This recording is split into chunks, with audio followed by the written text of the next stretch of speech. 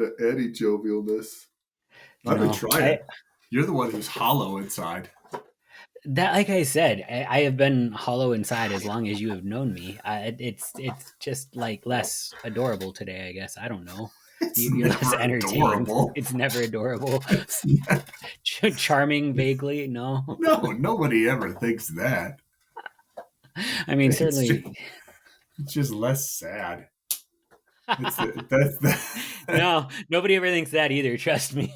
It's funny sad instead of "Are you okay?" sad. It's like I can laugh at him sad. Yeah. Or I want to laugh at him, but it probably shouldn't be sad. That's never stopped you. It never will. I can't wait for I can't wait for you to come to my funeral and just start laughing. It would be the way that you pay respects to me, but very few people will know. Yeah. Just, you suck at breathing and having a beating heart, don't you? Man, this whole life thing really got the best of you. Nice try. See you up there.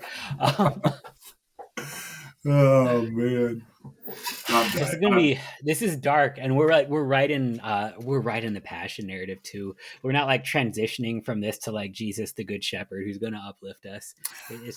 We're tired and a little sad, and let's talk about Jesus being delivered to Pilate. Well, I think it would probably be better then. I mean, yeah. I mean, what else? Yeah, you don't want to take this into the parable of the Good Samaritan or anything. You just want to go straight into the darkest part of our theology. So for a second, I didn't know if you were just searching for the right parable or if you had forgotten all parables in committing to the bit. I didn't know, and go into like the parable of the lost sock, and just. I was trying to figure out which one I wanted. I was trying to figure out a good uplifting one, right? That's an uplifting one. It is, right.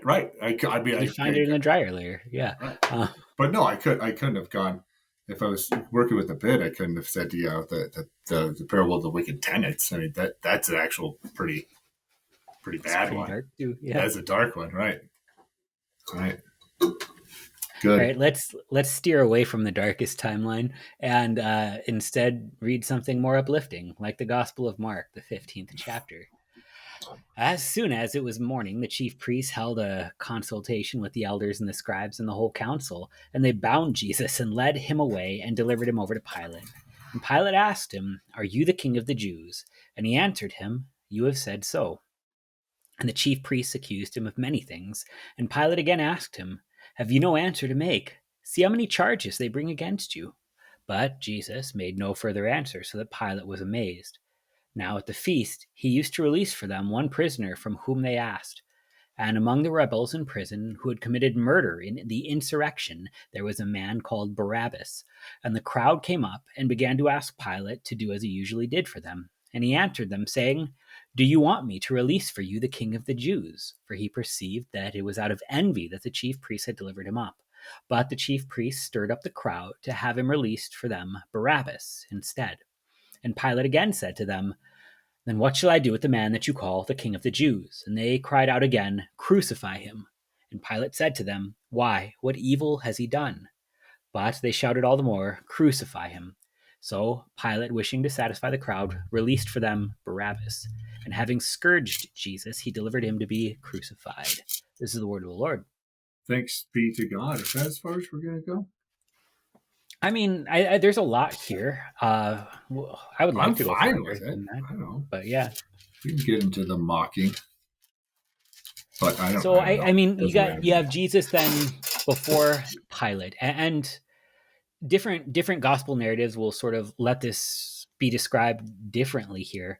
But what do you see when Pilate asks Jesus, just sort of head on, "Are you what they say of you?" Well, in regards to whom, is it right? Is that whom or is it who? I think it's who. It depends whether or not you want the formal clause or not. Yeah, no, that's fair. But you could still use it incorrectly, and then you're trying to sound And I do. smart. I know. All right.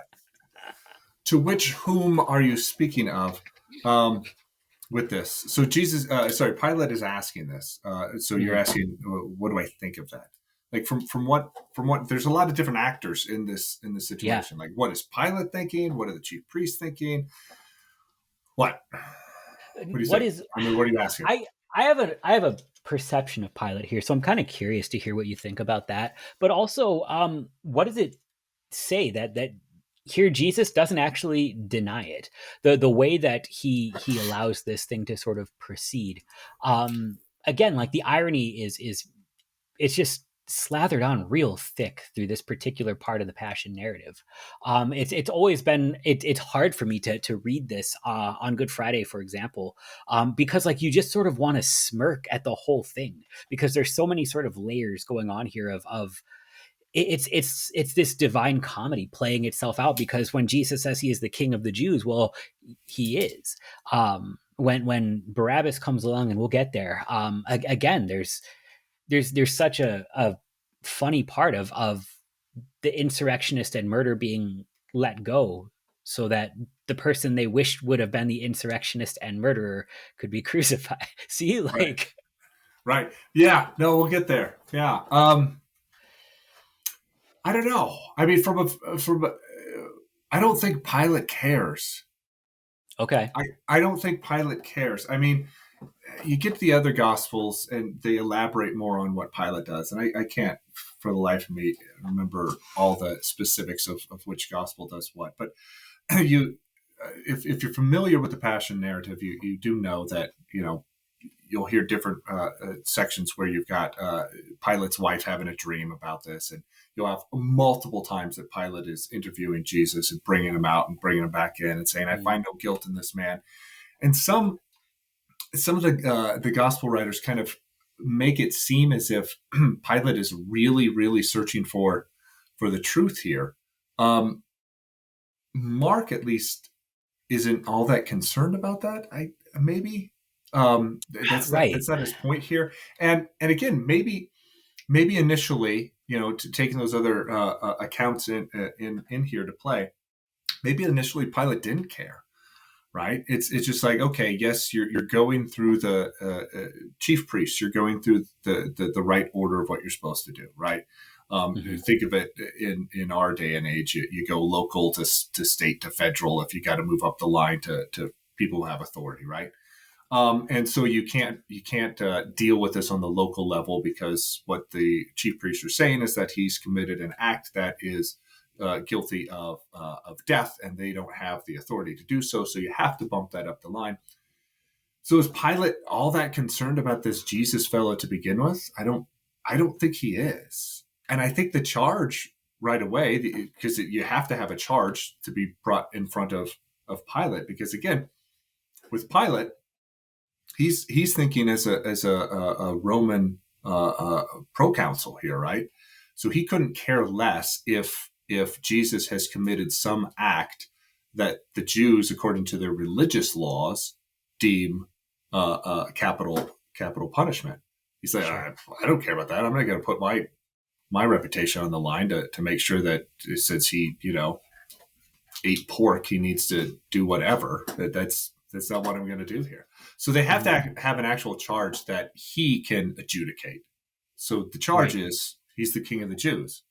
So I think that's what Pilate's just going to be like. Hey, is this going to be an open and shut case? Like, are you running around claiming you're king of the Jews? Because you know that that's not a thing that should be done, right? right. Caesar's not going to smile upon that. And if you are willing to admit it, then yeah, this is easy, open and shut case.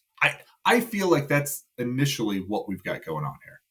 I agree with you. Initially, that's probably where he's at, and I realize that again, different gospel narratives are sort of driving at different points, and so they'll highlight different aspects, even though we believe that this is all true, and that when Right. you sort of look at it, they don't have to conflict with each other. It's just sort of focusing on different things. Well, and in the conversation, if he's having a, I don't know, hour, 45-minute conversation with Jesus, he very well could come in. We've done this all the time. We've had these situations where you walk in. I mean, it's pretty much every single time I talk to you. Like I walk in, I couldn't care less. Um, Yeah. I, I, I, I don't want to be here, right? And then sometimes at the end, I'm like, well, you know, it wasn't a bad thing. You're at Uh, least a little sympathetic towards the whole thing. right, Yeah. No, actually, right. I So see that as Pilate. Yeah. I think that's what Pilate did. And then, you know, with that account where his wife comes in too, like, no, I had this dream. This is not good stuff. And I think probably if you take all of the gospel accounts and do kind of put them all together, I think by the end, Pilate probably does have this. Yeah, I need to wash my hands of this because I really don't see any way, shape, or form where I can legitimately send this guy to his death. I don't think he's guilty, but what am I going to do? My hands are tied. Um, Here in Mark's account, again, I don't think Mark's all that concerned about it. Right. I think the other side to sort of look at too is Pilate is the ruler of a foreign government occupying a land that is not his own at a time when they're having insurrections. Like he's probably sort of fed up just already on a day-to-day basis. Like there's only sort of so much sympathy that you sort of have towards the locals in the midst of an insurrection when you're occupying foreign territory and just trying to do your job. And so for him, I think you're right. Like the biggest thing is just security for him and for Caesar. And so this is the charge that the Pharisees and chief priests wisely make against Jesus, because like you're right, he's not going to care if he worked on the Sabbath. He's not going to care if it was kosher laws being violated, but if he's setting himself up as an insurrectionist, well, then that poses a threat. But at the same time, I think Pilate it displays enough wisdom in the ways that he sort of interacts with Jesus throughout these things that he's not a dummy. He understands where the insurrection's coming from. He understands that the temple leaders and the scribes and the chief priests are always sort of the ones stirring the pot. And if there's also insurrection, I also understand if he comes to this table a little bit guarded, sort of like when you come to hang out with me again. Yeah, all the time. Right. So Jesus disarms him very quickly by just saying a thing that needs to be said. And honestly, in other gospel accounts too, by not answering the frivolous charges. Yeah, I mean, he does say you've said so. What do you make of that? When Jesus says you've said so. Right. This was the part I was asking because, like, again, I don't think that Pilate here is clearly going to hear from this. I bet it's a different kind of king, you know? No, I don't think so either. I mean, again, other accounts you'll have the conversation where Jesus will say, "My kingdom is not of this world. I could have 10,000 legions of angels." You have no clue, right, what the truth is, and then Pilate's like, Mm-hmm. "What is truth?" Like, right? But here, yeah, it just seems like Pilate saying, "Okay, this is your charge," right? It would be the same thing in regards to say for us to kind of understand it in today's day and age, right? Yeah, somebody brings you before a judge and says and accuses you of murder, and the judge says, "Are you a murderer?" And he says, "You've said so." And Yeah. Okay. he's like, "What?" No, Like that you. that, I that know just you are, but what am I? right. Like that doesn't answer the question. And don't you realize that okay, we're going to have an issue here, or you might have an issue. Mm-hmm. But I think what kind of alarms, disarms, however you want to use it, Pilate here is that there's charges that's brought to Jesus or against Jesus that very well could have him end up on the cross and dead. Um, and Jesus doesn't care to offer a defense. Right.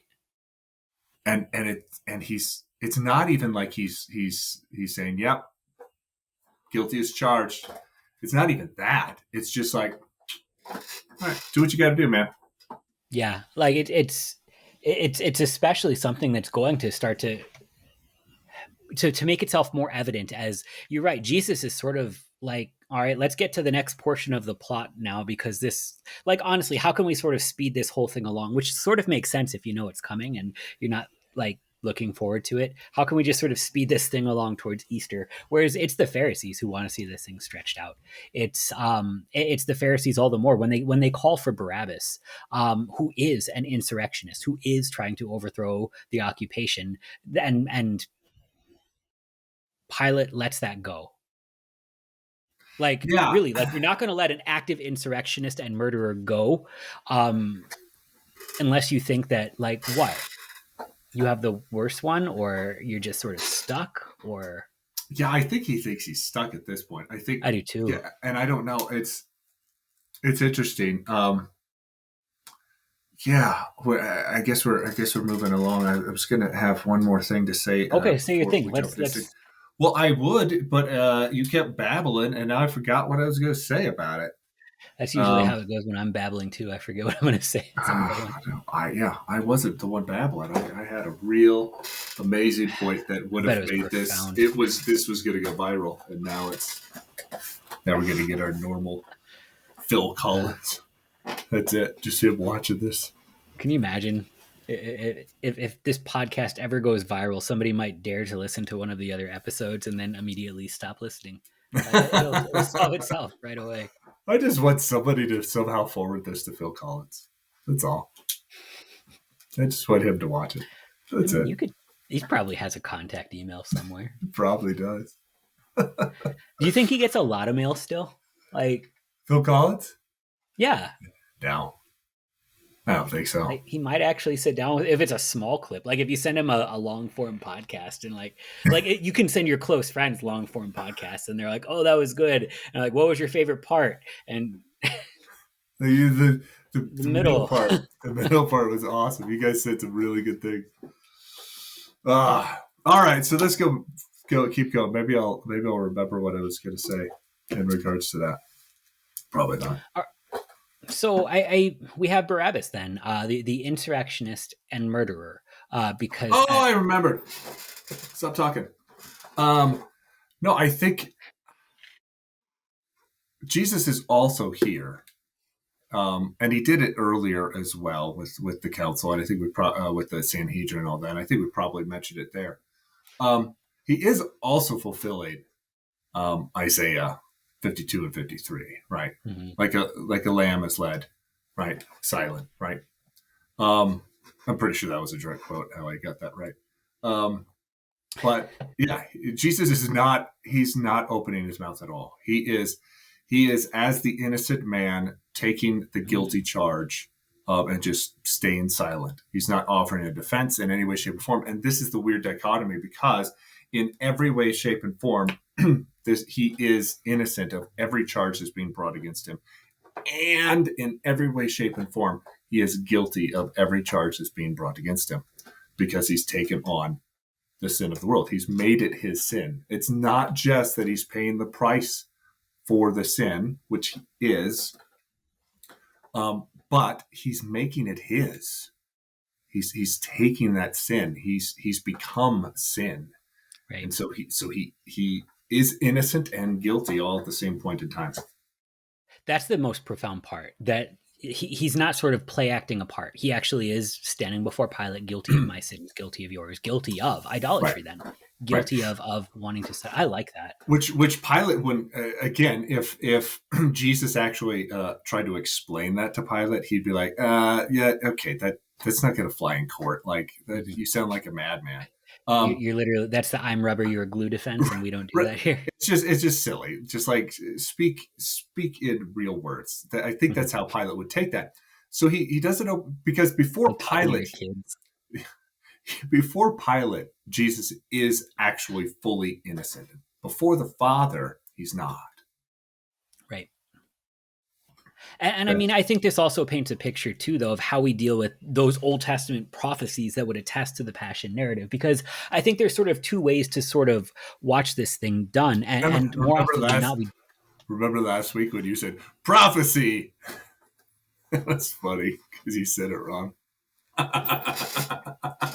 So, no, I think when we're looking at these prophecies, that you can sort of look at them as like this is a past tense thing that needs to be fulfilled now because it was spoken and it's scripture. And in that case, you sort of have Jesus like, I would say something, but crap, now I can't because I would be proving Isaiah. Or you have these prophecies that are actually God breathed, and if this is the case, then Right. they are attesting to what is. And because to God, as He breathes out Scripture, it's all outside of time. It's all at the same time as the Father beholds all of these things happening, as the Spirit would work to see the Scriptures penned. It just is happening because Jesus Christ the same yesterday, today, and forever. God operates outside of time, and so to Right. Him operating in the Old Testament, they are saved through faith in the redemption of Christ Jesus in the very same way that we are. But that also means that those prophecies were written because Jesus would not open his mouth, not so that Jesus would not be able to talk there. Otherwise, you also sort of have him like dying on the cross, and he's like, I better hurry up and die so they stab me. Otherwise, this whole thing falls apart. Right. Because then they're going to break my legs, and then And right. behold, they will look on him whom they have pierced. I got to get the stabby stab or nada. Thanks, Isaiah. That's I appreciate you. That's the wrong way to look at the prophecies. Keep going. What else you got? No, that's all I had with that. So now That's you can all move you on. had? What about Barabbas? Well, no, that's all I had with that part. What do you Now have we with can Barabbas continue part? on. Well, before we get to the son of the father, Okay.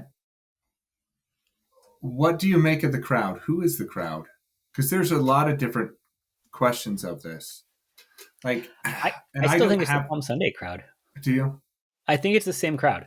Again, I think this is sort of the beauty that What? speaks to my elder millennial that wants everything to be irony. You know, It might be, and I think it is too.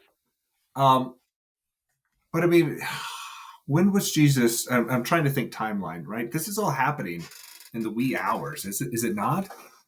okay, Isn't it happening in early morning? I'm trying to yeah, think. okay, Right. it makes sense. I'm with you. Why is this bad? I don't know if it's bad, but it just why is the crowd there? Like why? Like he's arrested in the middle of the night, right?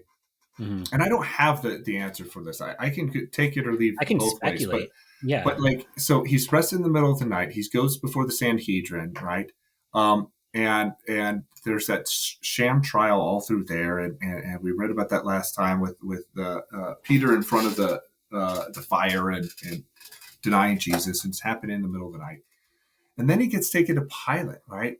And in my brain, and I think when you I don't know, think of this or watch movies about it, it always seems to be like in the middle of the day, but I don't think that's the timeline. I think the timeline is this is happening probably pretty Right. early. They might be knocking on Pilate's door at like 4:30 in the morning. Like, hey, let's Which start. is also why he's in a good mood. Yeah. Right. So let's start on this, right? So I guess my only question is, what kind of crowd is there before the Pilate's palace, just ready to go crazy at 6 in the morning? They haven't had coffee yet. So if I had to sort of speak to it, I would say it's probably the ones that were fetched. So in the Yeah. same way that, yeah, that in the same way that the scribes orchestrated the arrest, in the same way that the scribes orchestrated the trial, they also need witnesses to it. Because remember, I think it's actually probably important at this point in time that crowd that cheered for him Hosanna on Palm Sunday. It's important to the scribes to see him either refuse to take down Pilate or fail to take down Pilate, because they're expecting from him insurrection. They're expecting from him an overthrow of the government. And so if they see him open not his mouth and just refuse to actually do the thing they wanted, they'll turn on him and cry, crucify. And if No, I think that's by some chance, you see what I'm saying? no, I think that is good. I think they did probably that there might be some scabs in there that they had planted, and they're going to make sure that their buddies are.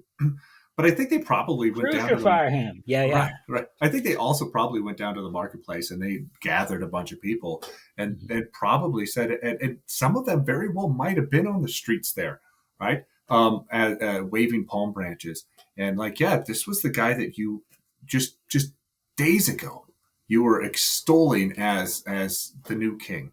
Um, and what your thought process, and we went over this when we were doing the triumphal entry, generally speaking, the thought process of all those people was probably a different understanding of what it means to be king and what it means to be Messiah.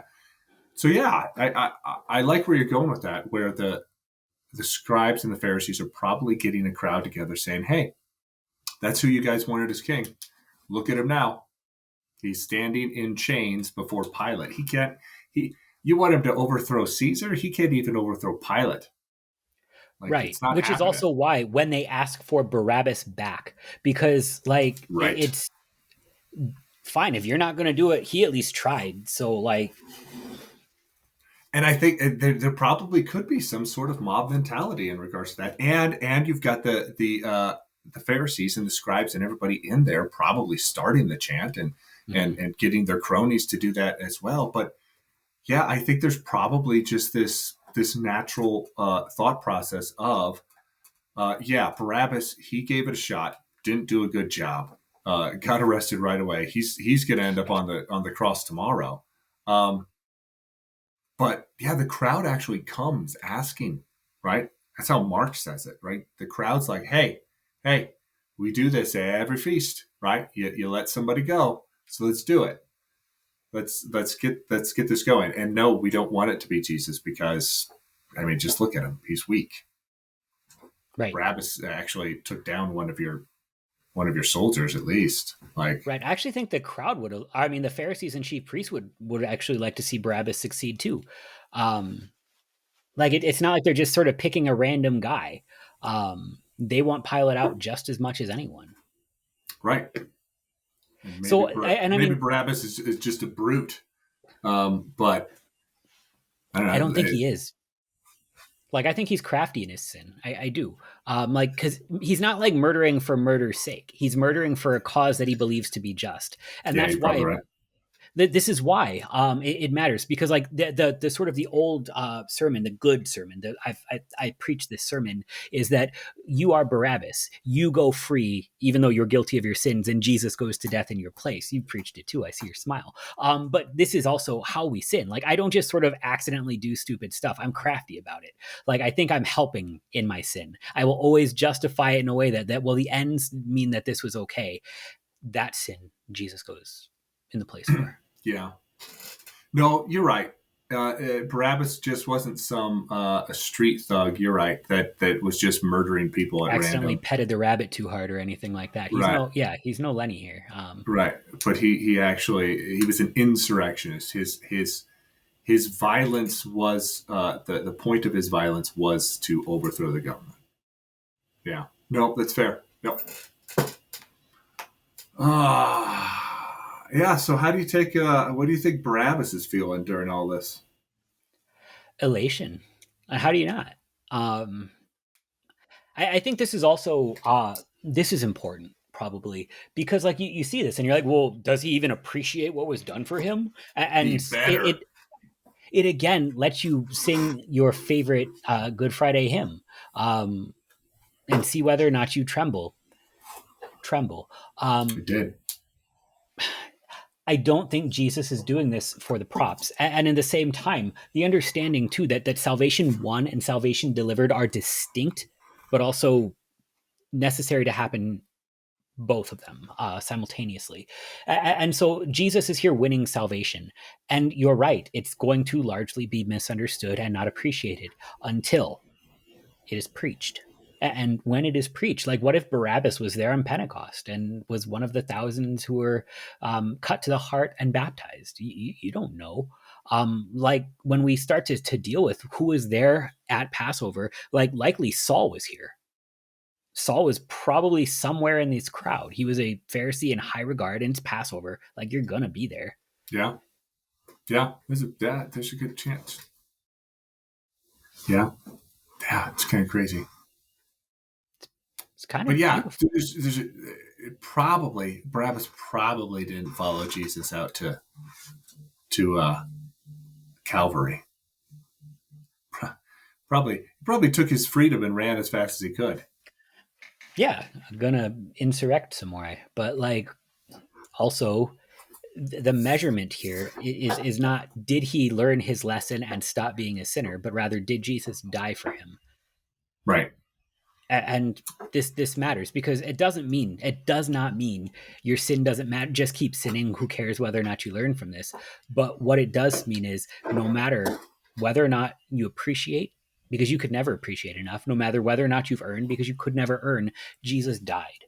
And this is the root and source of your forgiveness. Now, when you start to talk about what is received in faith, you're right. There is a new man that daily emerges and arises to live before God in righteousness and purity forever. And that looks like something that is a daily struggle against sin. That is old man drowning and dying. But when we're here right now, like the beauty of what's going on here is that it is not at all contingent on Pilate being shrewd or Barabbas having a change of heart or any of these other things. In fact, of the more they sort of conspire against him, the more God just sort of makes a joke out of it and continues to use it to preach the whole point anyway. Because in the same way that the sinner goes free and Jesus goes in his place is basically the Good Friday sermon, God just acts it out right here in front of all of you. You can't put to stop the salvation. You can't put to a stop the salvation.